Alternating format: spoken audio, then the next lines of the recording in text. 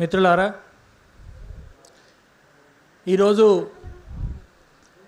మనం అంటే పూర్వ విప్లవ విద్యార్థులుగా ఈ గుండెకోట్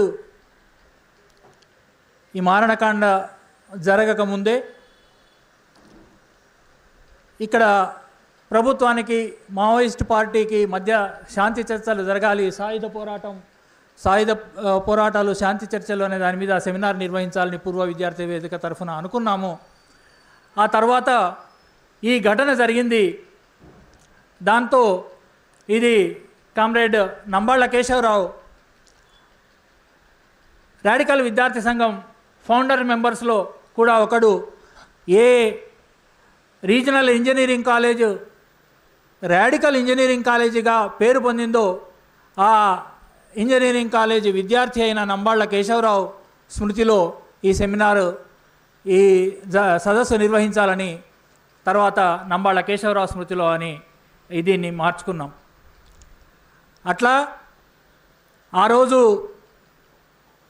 మనకు 28 మంది ఆ రోజు చాలా అద్భుతంగా వీరోచితంగా, ప్రజావీరులు అంటే ఎట్లా ఉంటారు, విప్లవకారులు అంటే ఎంత వీరోచితంగా పోరాడతారు అంటూ మనకు తెలియజేసేలా వీరోచితంగా పోరాడుతూ అమరులయ్యారు. మనం తర్వాత కామ్రేడ్ గంగన్న, ఆనాటి కామ్రేడ్ పేరు కామ్రేడ్ గంగన్న, ఆ కామ్రేడ్ గంగన్న ముందున్నాడు.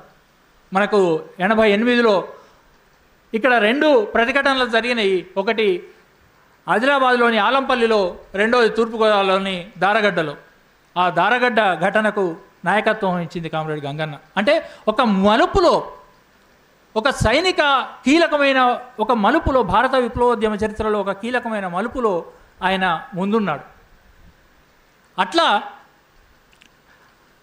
అప్పటి నుండి తర్వాత దండకారణ్య రాష్ట్ర కమిటీ స్పెషల్ జోనల్ కమిటీ సభ్యుడిగా, ఆ తర్వాత స్పెషల్ జోనల్ కమిటీ కార్యదర్శిగా ఆయన దండకారణ్యం అంతటా ఉద్యమాన్ని విస్తరించడంలో నాయకత్వ భూమికను నిర్వహించాడు.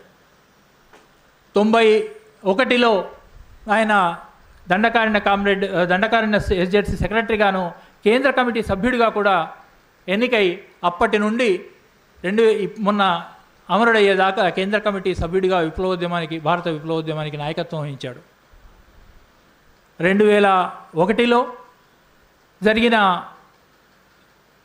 95లో పీపుల్స్ వార్ స్పెషల్ కాన్ఫరెన్స్ జరిగింది.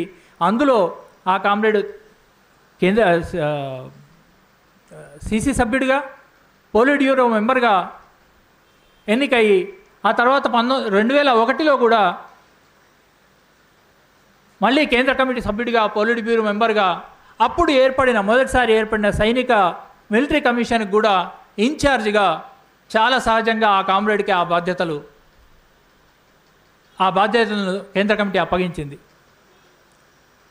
చాలా సైనిక విషయాల్లో ఆ కామ్రేడ్ మొత్తం దండకారణ్యంలోనే కాదు, ఆ తర్వాత 1998లో పార్టీ యూనిట్ పీపుల్స్ వారు ఈ మర్జర్ జరిగిన తర్వాత అక్కడ బీహార్లో, ఆ తర్వాత ఎన్సీసీతో మర్జర్ జరిగిన తర్వాత బీహార్, జార్ఖండ్ ఆ ప్రాంతం అంతటా కూడా సైనిక ట్రైనింగ్. ఎందుకంటే రాజకీయ విశ్వాసాలు దృఢంగా లేకుండా ఒక సైనికత్వకి అది భారత ప్రభుత్వం లేదా ఏ దోపిడీ ప్రభుత్వాలైనా సైనికులకు అపొలిటికల్ చేయాలని ఉంటాయి. ఏ రాజకీయాలు వాళ్ళు చర్చించకూడదు, మాట్లాడకూడదు, చర్చలు చేయకూడదు. కానీ ఎప్పుడైనా విప్లవ సైన్యానికి రాజకీయాలే ప్రాథమికం. రాజకీయ జ్ఞానమే వాళ్ళని సైనికంగా కూడా నిలబెట్టడానికి చాలా దోహదపడుతుంది. కాబట్టి కామ్రేడ్ బసవరాజు ఎక్కడైనా ఈ మొత్తం కాలంలో సైనిక నిర్వహణ, సైనిక శిక్షణ ఇచ్చాడంటే అది రాజకీయ సైనిక శిక్షణ. ఈ క్రమంలో సిఎంసి ఇన్ఛార్జిగా 2017 వరకు ఆ కామ్రేడ్ ఆ బాధ్యతలు నిర్వహించాడు. ఈ క్రమంలో అంటే విప్లవోద్యమ ప్రతి మలుపులో, సైనిక రంగంలోని ప్రతి మలుపులో ఆ కామ్రేడ్ ముఖ్యమైన ప్రతిపాదనలు చేయడంలో, ఎప్పుడైనా మనం ఒక కామ్రేడ్ గురించి మాట్లాడుతున్నామంటే ఇది ఒక సమిష్టిలో భాగంగానే ఆ కామ్రేడ్ సమిష్టిలో భాగంగా ఉంటూ నాయకత్వం వహించడం. అంటే ఇది ఏదో వ్యక్తిగతంగా ఒకరి గురించి మాత్రమే చెప్పడం అని కాదు, ఇది మొత్తానికి కేంద్ర కమిటీ, మొత్తానికి పోలిట్ బ్యూరో వీటన్నిటికీ నాయకత్వం వహించిన, అందులో ఒక ముఖ్య భూమికను నిర్వహించే పాత్ర కామ్రేడ్ కేశవరావును నిర్వహించాడు. అట్లా అంటే దళాలు ఏర్పడిన నాటి నుండి భారతదేశంలో మొట్టమొదటిగా పీడిత ప్రజలకంటూ ఒక సైన్యం ఏర్పడింది 2000 సంవత్సరంలో. అది పీపుల్స్ గెరిల్లా ఆర్మీగా మొదటిసారిగా సైన్యం నిర్మాణమైంది. దానికి ఒక సైనిక ఇన్ఛార్జిగా ఆ కామ్రేడ్. ఆ తర్వాత అందులో అంటే అటువంటి పీజీఏని ఏర్పాటు చేయవలసిందనే దీన్ని ఇతర దేశాల అధ్యయనం నుండి, అంటే ఒక ఫిలిప్పీన్స్, ముఖ్యంగా ఆ కాలంలో పెరూలో, ఫిలిప్పీన్స్లో, నేపాల్లో జరుగుతున్న మావోయిస్టు నాయకత్వంలో జరుగుతున్న విప్లవోద్యమాల అనుభవం నుంచి నేర్చుకొని మన దేశంలో కూడా ఇటువంటి ప్రజా గెరిల్లా సైన్యాన్ని నిర్మించాలనే ఆలోచనను ముందుకు తీసుకెళ్ళి దాన్ని కార్యరూపం చేయడంలో కామ్రేడ్ బసవరాజు కూడా చాలా ముఖ్యమైన భూమిక. ఆ తర్వాత ఎప్పుడైనా ఈ మలుపులు మొదటి అడుగు వేయడం అనేది చాలా కష్టం అవుతుంది చాలా విషయాల్లో, ముఖ్యంగా ఇట్లాంటి సైనిక విషయాలు అన్నప్పుడు ఇంకా చాలా. అట్లా అంటే సైనిక రంగంలో ఫార్మేషన్స్ని పెంచడమా, ఇటువంటి అంటే ఒక దళం నుంచి ఒక ప్లటూన్గా మార్చడమో, లేకపోతే ఆ ప్లటూన్ అనుభవాలు ఎట్లా ఉంటాయి, ఇవన్నీ కొత్తగా నేర్చుకోవాల్సినవి ఎక్కడి నుంచి లేవు. అంటే ముఖ్యంగా భారతదేశంలో విప్లవోద్యమం, సాయుధ పోరాటము ఇది భారతదేశం మధ్య ప్రాంతంలో జరుగుతున్నది. అంటే ఇది మిగిలిన దేశాల్లో చాలాసార్లు ఏంటంటే ఒక సరిహద్దుల్లో ఎన్నో సాయుధ పోరాటాలు ఉంటాయి. అట్లాంటప్పుడు పక్క దేశాల సహకారమో లేకపోతే కొన్ని వెసులుబాట్లు ఉంటాయి.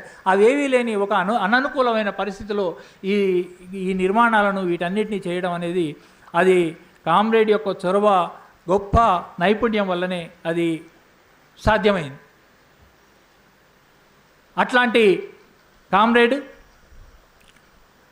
2001 నుండి సిఎంసి ఇన్ఛార్జిగా ఉంటే 2017 దాకా సిఎంసి ఇన్ఛార్జిగా ఉన్నాడు.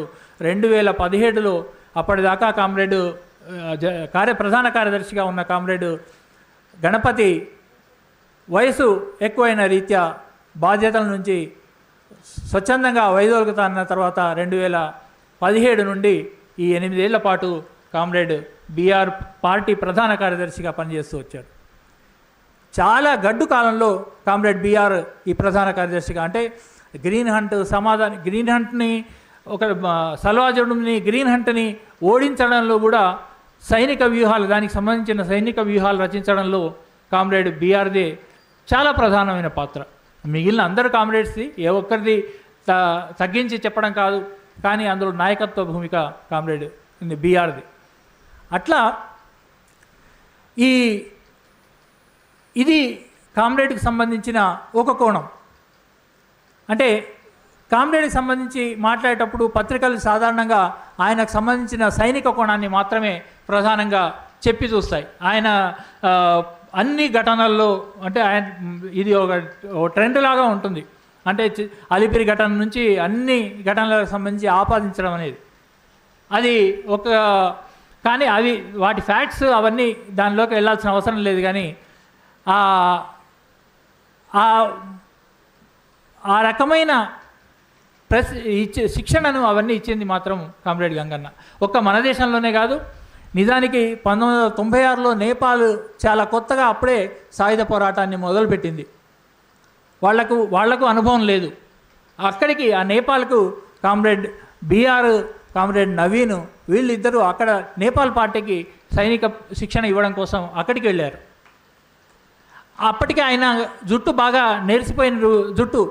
ఈ వయసులో ఆయన అంత యాక్టివ్గా సైనిక ఇవి చూస్తే వాళ్ళు కూడా అది ఇంత పెద్ద అయినా ఇంత యాక్టివ్గా చేస్తున్నాడని ఇన్స్పిరేషన్ పొందారనేది తర్వాత కామ్రేడ్స్ చెప్పారు. అట్లా ఇక్కడ భారతదేశంలోనే కాకుండా తను ఇట్లా నేర్చుకోవడం కూడా, అంటే దీనికంటే ఇంకా బెటర్గా జరుగుతున్న ప్రాంతాల నుంచి, అంటే తర్వాత నేపాల్లో చాలా అడ్వాన్స్ అయింది అక్కడి పీపుల్స్ వారు, అక్కడి స్థానిక పరిస్థితుల వల్ల వీటి వల్ల ఆ అనుభవం నుంచి కూడా నేర్చుకోవటం, ఎల్టీటీఈ అనుభవం నుంచి కూడా నేర్చుకోవటం. ఫిలిప్పీన్స్ అనుభవం నుంచి కూడా నేర్చుకోవడానికి నిరంతరం కామ్రేడ్ ప్రయత్నించేవాడు. అట్లా నాకు ఆ కామ్రేడ్ నాకు విప్లవోద్యమం ఇప్పించిన బాధ్యత వల్ల, నా పైన ఉంచిన బాధ్యత కారణంగా ఆ కామ్రేడ్తో చాలా సుదీర్ఘకాలం పనిచేసే అవకాశం నాకు వచ్చింది. అందుకు చాలా ఆ కామ్రేడ్ నుంచి ఎంతో నేర్చుకోగనే అవకాశం వచ్చింది. నిజానికి 1998లో నేను మొదటిసారి బీహార్ వెళ్ళాను. విప్లవోద్యమాన్ని నన్ను బీహార్లో పనిచేయడానికి పంపిస్తే అక్కడికి వెళ్ళాను. అప్పటికి ఇంకా పార్టీ యూనిటీతో కానీ ఎంసీసీతో కానీ మెర్జర్ కాదు. అప్పటికి చాలా కొద్ది ప్రాంతాల్లో చిన్నగా కొంత విప్లవోద్యమం, అప్పటి పీపుల్స్ వరకు టచ్లో వచ్చిన విప్లవోద్యమ కార్యకర్తలు అట్లా ఉన్నారు. అక్కడికి నన్ను పంపించారు. అయితే అక్కడ వాళ్ళకి గ్రామీణ ప్రాంతంలోనే పనిచేస్తున్న యూనిట్ అది. అక్కడికి పంపించినప్పుడు అది పునాది వర్గాల్లో పనిచేయడం నా మొదటి అనుభవం. రైతాంగంలో నేను గ్రామానికి చెందినవాడిని అయినా విప్లవోద్యమంలోకి వచ్చిన తర్వాత పునాది వర్గాల్లో పనిచేసింది అదే మొదటిసారి. అప్పుడు బీహార్ విప్లవోద్యమాన్ని కూడా అర్థం చేసుకోవడానికి కామ్రేడ్ కిషన్జీ, కామ్రేడ్ కేశవరావు ఇద్దరు కూడా అక్కడికి మాతో పాటు వచ్చారు. కామ్రేడ్ రామ్జీ కొద్ది రోజులే ఉండి వెళ్ళిపోయాడు. కానీ కామ్రేడ్ కేశవరావు అక్కడ మాతో పాటు చాలా కాలం ఉండి మాతో పాటు ఏరియా అంతా తిరగడం. అంటే ఒకవైపు అది గ్రామీణ రైతాంగ ఉద్యమాన్ని నిర్మించడంలో, అర్థం చేసుకోవడంలో, కమిటీలను అర్థం చేసుకోవడంలో, వ్యక్తులని విప్లవ కమిటీల్లో వ్యక్తులని అర్థం చేసుకోవడంలో ఆ అనుభవం నాకు తర్వాతి కాలంలో జీవితాంతం ఉపయోగపడే అనుభవం అది. అంటే ఒక గ్రామాలకు వెళ్తే ఎట్లా అధ్యయనం చేయాలి, గ్రామాల్లో వర్గ సంబంధాలను ఎట్లా అధ్యయనం చేయాలి, ఇవన్నీ అందరితో పాటు నేర్చుకోవడానికి నాకు అవకాశం కలిగింది. కాబట్టి ఆ తర్వాత ఆ కామ్రేడ్ అక్కడి నుంచి వెళ్ళిపోయిన తర్వాత మేము ఒక 50-60 గ్రామాల్లో నిర్దిష్టంగా మొత్తం వర్గాల పొందిక వీటన్నిటినీ అధ్యయనం చేశాం. తర్వాత ఒక పోలీస్ రైడ్లో అవన్నీ పోయాయి, అది వేరే విషయం. కానీ అట్లా అంటే ఆ కామ్రేడ్ ఆ క్రమంలోనే ఒకవైపు కింది స్థాయి నుంచి కూడా నాకు అధ్యయనం తోడ్పడింది. ఆల్రెడీ అక్కడ గ్రామీణ ప్రాంతాల్లో పనిచేస్తున్న ఆ కార్యకర్తల నుండి ఎంతో నేర్చుకున్నాను. ఈ కామ్రేడ్ బసవరాజు నుండి రాజకీయంగాను నిర్మాణ పరంగాను నేర్చుకోవడంలో చాలా ఆ అనుభవం ఉపయోగపడింది. ఆ తర్వాత కొద్ది కాలంలోనే మళ్ళీ ఒకసారి మొత్తం అంటే పార్టీ యూనిటీ పీపుల్స్ వారు మెర్జ్ అయిన తర్వాత అక్కడి విప్లవోద్యమాన్ని ఇంకా సమగ్రంగా అర్థం చేసుకోవడానికి కామ్రేడ్ కేశవరాజు అప్పుడు ఆయనే అక్కడికి బీహార్కు ఇన్ఛార్జిగా అప్పుడు బాధ్యతలు స్వీకరించాడు. ఆయన 2-3 నెలల పాటు ఆ బీహార్, జార్ఖండ్ మొత్తంగా ఆ సైనిక యూనిట్లతో పాటు ఆయనకు హిందీ భాష మీద పట్టు లేకపోవడం వల్ల అర్థం చేసుకోగలుగుతారు, కానీ మాట్లాడడంలో పట్టు లేకపోవడం వల్ల అనువాదకుడిగా ఆ మొత్తం ప్రాంతం ఆయనతో పాటు కలిసి నేను తిరిగాను.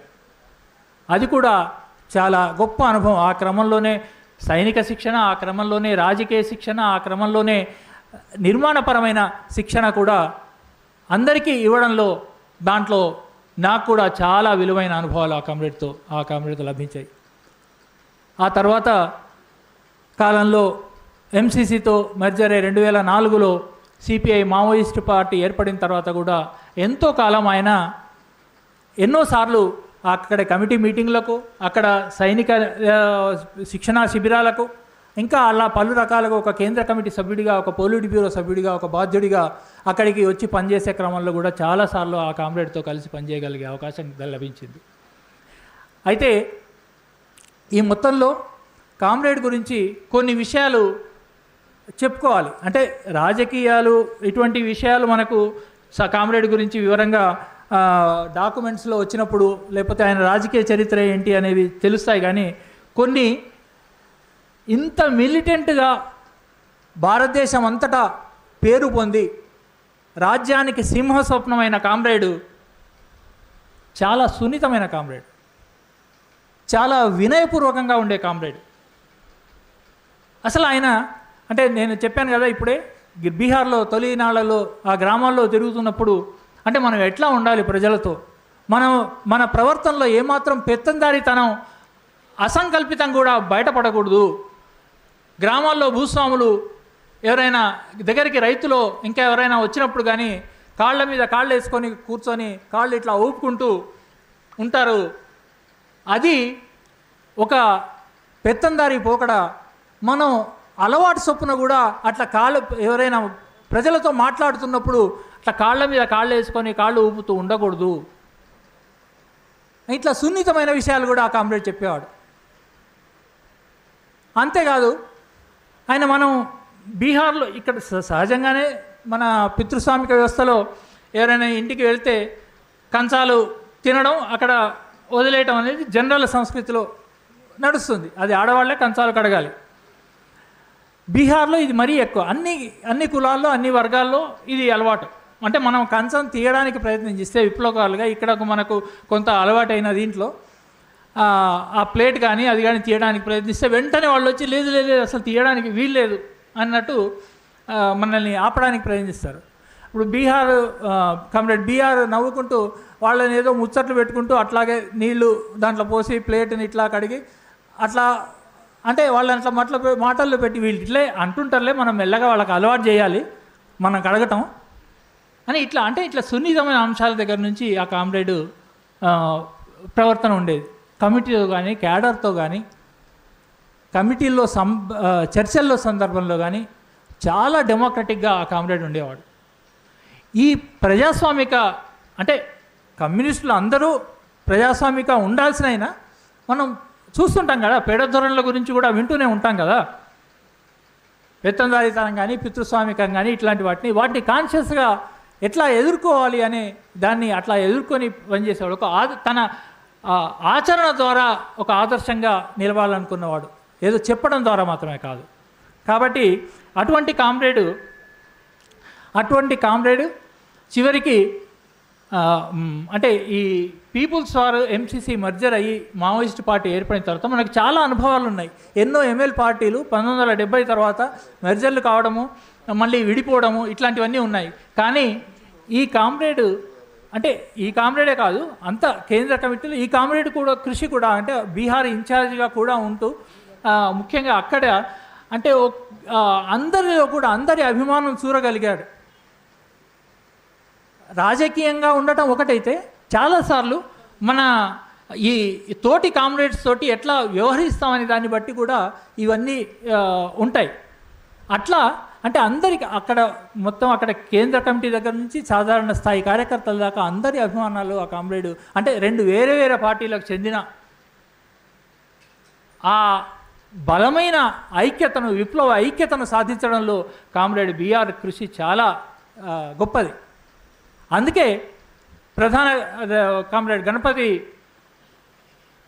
రిలీవ్ అయిన తర్వాత కామ్రేడ్ కేశవరావుని అంటే ఆయనకి ఈ కామ్రేడ్ కేశవరావు కంటే కొంచెం వయసులో పెద్దవాళ్ళు అనుభవంలో కూడా ఇంకా కొంచెం పెద్దవాళ్ళు కూడా ఉన్నారు, ముఖ్యంగా బీహార్ జార్ఖండ్లో ఆ తొలితరం నక్సల్బరీ నాయకులు. కానీ ఈ మొత్తంగా కామ్రేడ్కున్న వీటి వల్లనే కామ్రేడ్ ప్రధాన కార్యదర్శిగా అందరూ ఏకగ్రీవంగా ఆ కామ్రేడ్ని ఎన్నుకోగలిగారు. అటువంటి గొప్ప కామ్రేడ్ బసవరాజు ఈరోజు ఆ కామ్రేడ్ని ఈ యుద్ధంలో కోల్పోయినా ఆ కామ్రేడ్ చెప్పిన ఆ మాటలు ఇంతకుముందే కామ్రేడ్ సామమూర్తి చాలా వివరంగా మొత్తం ఆ కొటేషన్ అంతా చదివి వినిపించాడు. అంటే ఎట్లా యువతరానికి ఇది భవిష్యత్తు మీరు ప్రధానంగా బాధ్యత వహించాలి, ఇది మేము ఇంకా కొద్ది కాలమే కదా ఉండేది అని భవిష్యత్ తరం మీద ఆ బాధ్యతని పెడుతూ చివరి దాకా ఇంకొకటి మన స్టేట్మెంట్లో కూడా చూసాం. అంటే మీరు ప్రధాన నాయకుడు కదా, మీరు తప్పుకోండి ఇక్కడి నుంచి అని అంటే ఆ కామ్రేడ్ చివరి దాకా ఇక ఈ వయసులో ఈ తప్పుకోవడం అని కాకుండా చివరి దాకా ప్రజలతో పాటే ఉంటూ వాళ్ళతో పాటే పోరాటంలో వాళ్ళకి నాయకత్వం వహించాలని, ఒకవేళ అందులో అమరుడైనా సరే అని నిర్ణయించుకొని అలా కామ్రేడ్ అమరుడయ్యాడు. అట్లా అమరుడైన కామ్రేడ్. ఆయన ఇంతకుముందే అన్నట్టు ఆయన సావులోనూ ప్రభుత్వానికి, రాజ్యానికి భయం కలగజేశాడు. మనకు తెలుసు కామ్రేడ్ భగత్ సింగ్, రాజ్గురు, సుఖ్దేవ్లను వాళ్ళ శవాలని అప్పగించకుండా బ్రిటిష్ ప్రభుత్వం అర్ధరాత్రి వాళ్ళని కాల్చేసింది. వాళ్ళని కూడా అక్కడ సట్లెజ్ నదిలో వాళ్ళ చివరి వాటి అన్నిటినీ సట్లెజ్ నదిలో పారేశారు.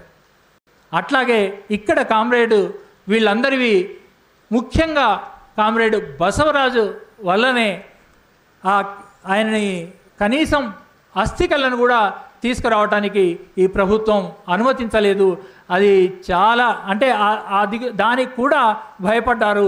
నిజానికి ఈరోజు కామ్రేడ్ ఆ రోజు ఈ 12వ రోజు వాళ్ళ హిందూ ధర్మం ప్రకారం వాళ్ళు తల్లిదండ్రులు ట్రెడిషనల్ దీంతో ఈరోజు అక్కడ జరుపుకుంటామంటే బంధువులు తప్ప బయటి వాళ్ళు ఎవరూ రావడానికి వీల్లేదు అని ఒక దుర్మార్గమైన ఆంక్షలు కూడా అక్కడ వెళ్ళి పోలీసులు విధించి బెదిరిస్తున్నారు. ఇది ఇంతకంటే చాలా